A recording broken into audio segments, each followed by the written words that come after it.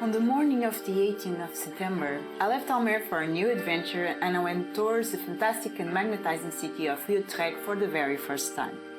This trip marked the first of several interviews that I'll be doing during this circular journey through Holland. During this incredible experience, I am having the opportunity to meet the several changemakers that are at the forefront of the Netherlands circular transformation. Utrecht is located in the center of Netherlands and is the fourth city with the highest population density in this country.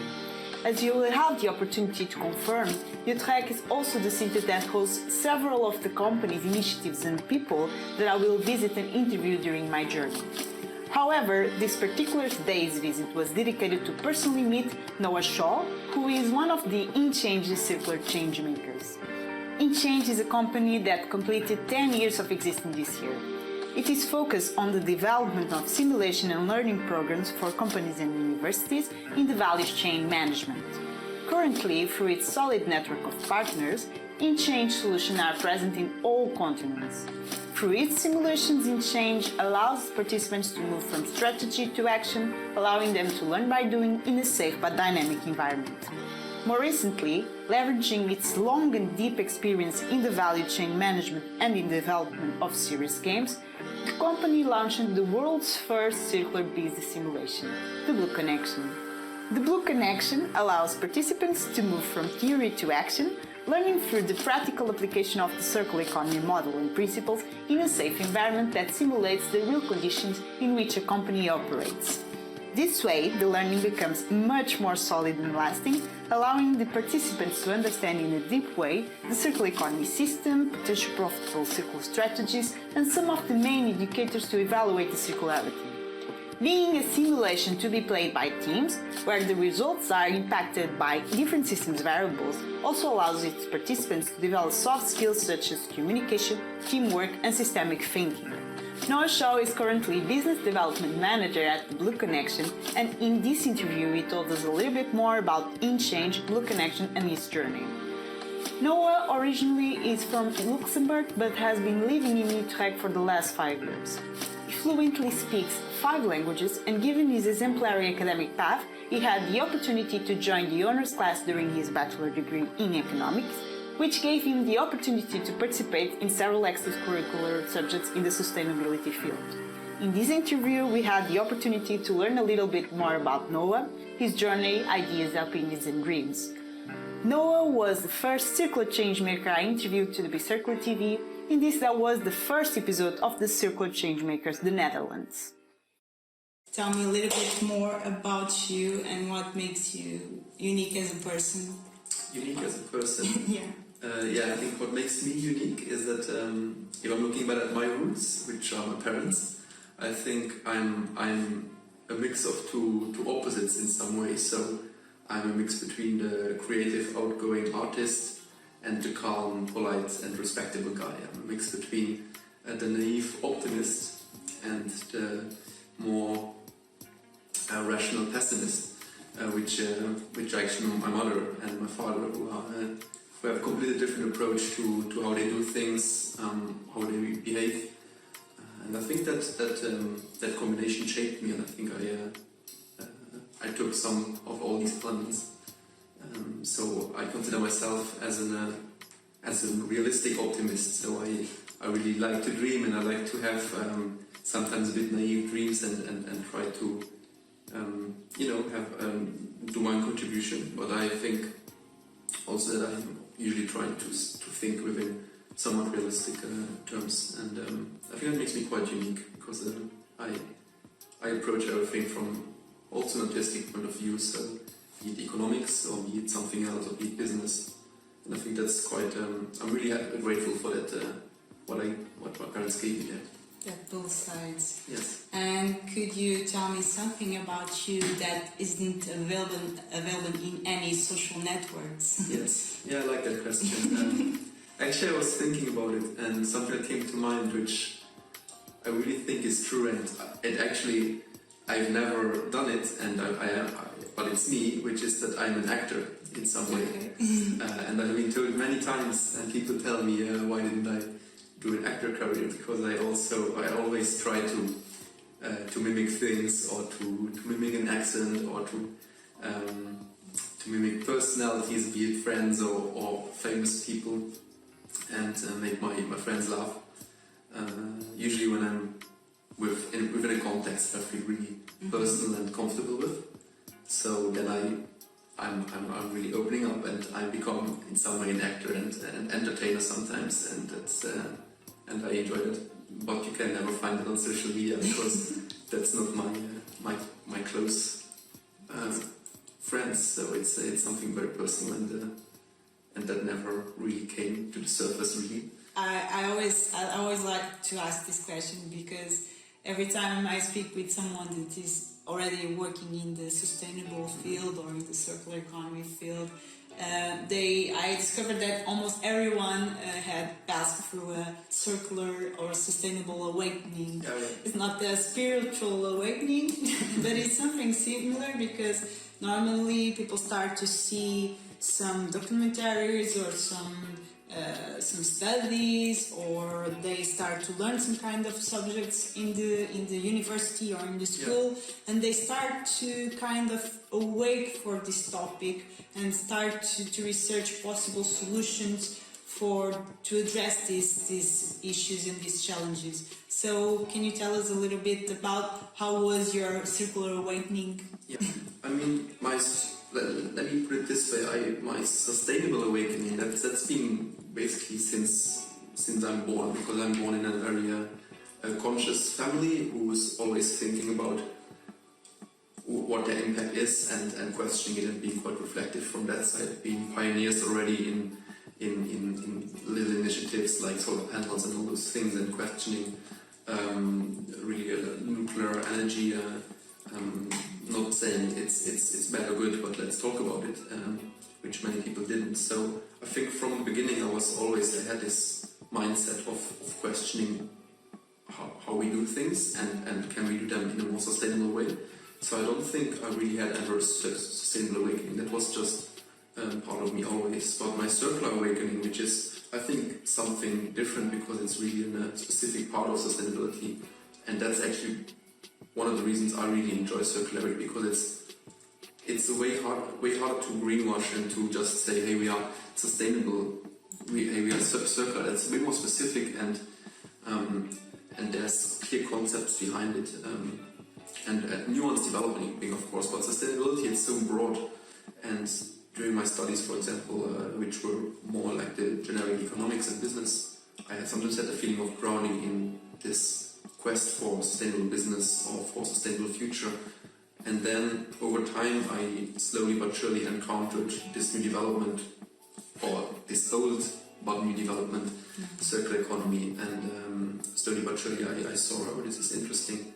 Did some projects in the sharing economy, and then afterwards I actually applied for an internship surrounding a circular startup. But then I didn't end up there. I ended up in the Netherlands at Inchainge, where I'm working nowadays, and that's where I really then deep dived into that circular economy topic. And there I had, in a progressive way, so not in a momentary way, I had my circular awakening, where I then figured this is something that really has potential, because it is not only working because it's good, but also because it's working as a system, and it can thereby convince skeptics as well as proponents of sustainable models. So I think it has a lot of potential, and that's realizing the circular advantage, which is one of the, I think also the name of one of the most famous books around it. That was what happened at Inchainge, I think, with the blue connection and everything around it. Okay. And what is your favorite thing about circular economy? My favorite thing about the circular economy? Yeah, I think my favorite thing about the circular economy is that it's not on one track. It's combining this track of let's do something good, and also this track of let's work in a more optimal way, and thereby it can really convince also climate or sustainable skeptics who say let's do business, but circular economy, it says, yeah, let's do business, but in a good way, and it makes sense in economical and in environmental and social terms, and this this duality, this multi-solving element of circular economy. I really enjoyed it, and it really gives me a concrete way to look into the future, because if you just say let's do it better and you just see it not happening in the current system, it's frustrating. And with the circular economy you really see gradual implementation of more and more, and also of mainstream business. I mean, you can name many examples of big corporates who have set targets that are just too ambitious to just after a few years say, let's forget about it. They would lose legitimacy as a company, and it wouldn't be smart to do so. So they set themselves high target because it makes sense in terms of business and in terms of environment and in terms of society. So I think that's a really beautiful part of circular economy. What kind of solutions Inchainge offers to the public? So in a broader scope, Inchainge actually, to go back a little bit and understand where we come from, our DNA lies in supply chain management consulting, and supply chain management is, now we've seen it with the pandemic and with COVID-19, it's such an important part of our economy. It's like the backbone of the economy. Nothing works without it. And that's where we originate from. So our DNA is supply chain management, and that's where we grew, where we developed our first business games. So that's the field of serious gaming, where you basically say, instead of reading a book, you learn by doing. So like you were learning to ride a bike, you did with trial and error. But you wouldn't recommend someone to learn to fly a plane with trial and error. You would do so with a flight simulator. And we do the same. We offer a flight simulator but for companies. So you learn with trial and error, but in a safe environment, in a company simulator. So that's what we offer. And we did this in supply chain management at first. So Inchainge offered or is offering a business game where you, as a student at university or as a professional at a company, in a team, so the teamwork is crucial, learn how to manage your company and the whole supply chain around it with different focus areas you can choose from depending on your learning objectives. So that's where we originate from, that's our roots and our DNA. And then we developed also a financial business game where you learn how to manage a company from the financial perspective. So how do I manage my cash flows, how do I manage my working capital, and how do I integrate my business end-to-end, how do I plan, how do I forecast, all these elements. What Inchainge offers in terms of circular economy, so we have our background in the supply chain, and now we moved towards the idea of also offering something that shows you not only, but makes you experience the transition from a linear way of working to a circular way of working. So we want to offer an in-depth tool, or experience actually, it's not a tool, it's really an experience that you go through yourself in a team. So you need to work together, which is a very important aspect of the circular economy. And by doing so, you yourself are in charge of managing a company in a safe environment, so in a flight simulator, and transitioning it from a linear strategy to a circular strategy. And you have different ways of doing so. And this way, you go through an experience, you make mistakes, and by doing those mistakes you remember, and you will make better in the next round in the game. And you get a really steep but nice and engaging learning curve, and afterwards in your real life you have first of all knowledge of what is there available on how we can achieve that transition from a business point of view. So how can we put strategy into action, what strategies are there, and what decisions can we take to implement those strategies in a coherent and proper way across our company and across our value chain and with all of our stakeholders. And what is the biggest achievement that you would like to reach with the Blue Connection in the next 3 years? In the next 3 years, I think with the Blue Connection with Inchainge, if we can manage to build a partner network across the world with some key partners to work with and drive together this switch towards a circular economy, and if we are just able to convince some key stakeholders and bring them forward and help them, I think that's already great. And then, however big it will grow, that's up to the future to decide. But I think we can have an impact, and no matter how small or big that will be in the end. But yeah, I for myself, I would be really inspired if in the next 3 years I could build partners around the world who think this same mindset and who can really make use of what we bring and combine it with what they can have to offer, and then convince other people, so we create this network effect. And on the other hand, I like that we work on the educational corporate angle, so if we are able to get a large group of universities and a group of companies across the world who use this, what we offered, this learning circularity by doing it, apply it and really take something from it. Usually those experiences, even if they are virtual in a game, they're still in a team and they usually are quite long lasting, so they have a long impact. And if we're able to create this experience from a bachelor's to a master's to an MBA to young professionals to a management level, that would be, I think it's achievable in 3 years, and doing so that would be my goal, or my short-term dream, let's put it that way. Probably some of the people that will watch this interview, like you, are circular economy enthusiasts and would love to have the opportunity to work in a place like Inchainge, to have the opportunity to be changemakers, circular changemakers, and probably they don't know where should they start. And so if you could give them a piece of advice, what would you say to them? Yeah, I think a piece of advice would be to not try to plan your perfect next 10 years of career. Just try to start somewhere and always be reflective. Don't just do something because the person before you did it or because someone told you. No one says you have to do a bachelor, do a master, and then go work. You can you don't even have to study.